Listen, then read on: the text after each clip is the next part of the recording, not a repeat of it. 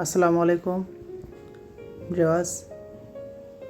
আসুন নিজে শিখি এবং অন্যকেও শেখাই। তো আজকে আমি ব্রাদার অ্যাঙ্গুলার মেশিনের নাইফ সেট আপ কীভাবে করে এটাই আমি আজকে দেখাবো। তো চলুন কথা না বাড়িয়ে মূল ভিডিওর দিকে চলে যাই। তো আপনাদের দেখানোর ক্ষেত্রে আমি সবগুলো নাইফ খুলে নিয়েছি। এখন আমি পুনরায় আবার নাইফগুলো সেট আপ করবো।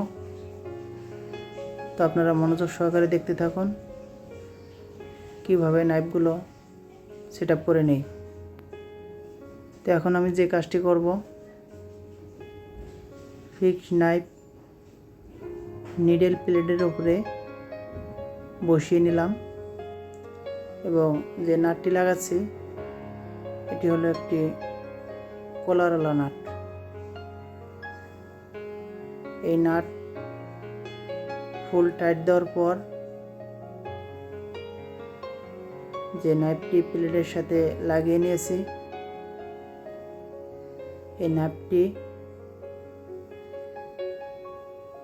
সামনে এবং পিছনে একটু মুভিং করবে। এটার দিকে আপনারা একটু খেয়াল রাখবেন। যদি এই নাইফটি মুভিং না করে তাহলে ববিনের সুতা মিস দেবে, কাটবে এবং কাটবে না, এরকম সমস্যা দেখা দেবে। তো আপনারা অবশ্যই খেয়াল রাখবেন।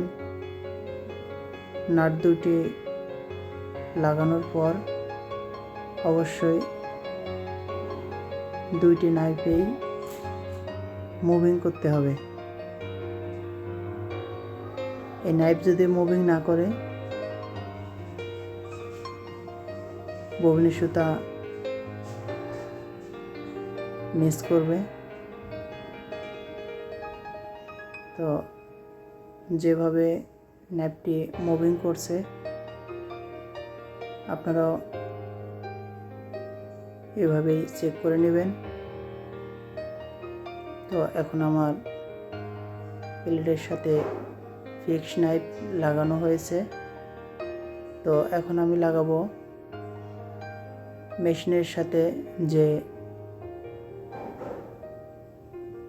মুভিং নাইফ লাগবে, এটাকে আমি এখন বসিয়ে নেব। অবশ্যই নাইফটি লাগানোর পরে 1.5 মিলি রিংগের যে স্ক্রু আছে, এই স্ক্রুটি লাগানোর সময় মুভিং নাইফের যে পজিশন এটার দিকে খেয়াল রাখতে হবে এবং নাইফের যে গ্যাপটি আছে ওটাকে দুই পাশেই সমান রাখতে হবে। এভাবে রেখে আমি দুইটি নাট টাইট দিয়ে নিলাম। অবশ্যই আপনারা নাইফটি লাগানোর পর একটু খেয়াল রাখবেন।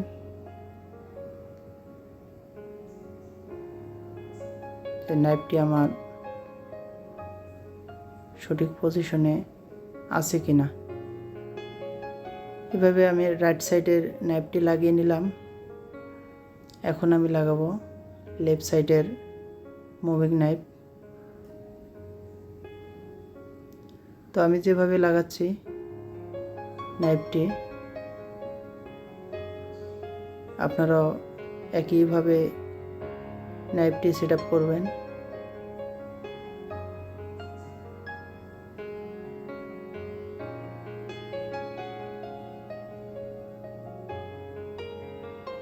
তো এভাবেই নাইফ সেটিং করতে হয়।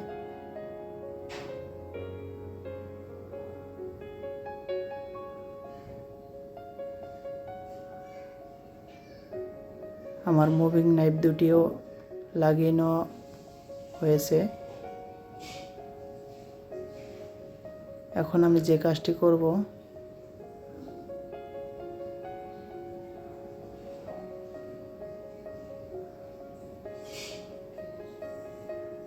নিডেল প্লেটটি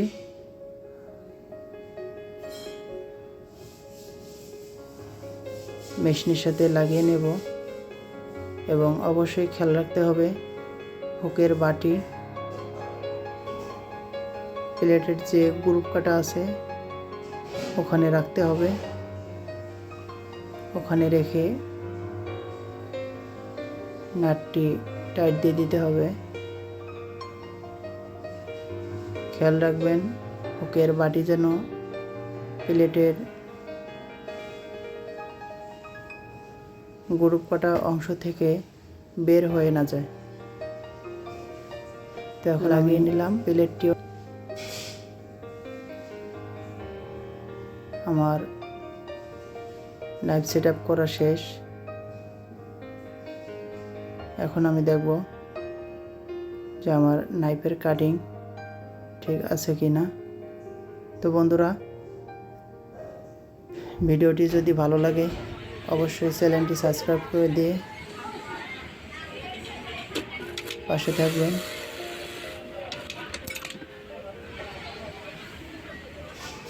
তো দেখতেই পাচ্ছেন আমার মেশিনের সেলাই এবং কাটিং 100% ঠিক আছে। আমি যেভাবে কাজটি দেখালাম অবশ্যই আপনারা এভাবেই করবেন, তাহলেই ফলাফল পাবেন। তো আজকে এ পর্যন্তই, দেখা হবে আবার কোনো এক নতুন ভিডিওর সাথে। ভালো থাকবেন। আল্লাহ হাফেজ।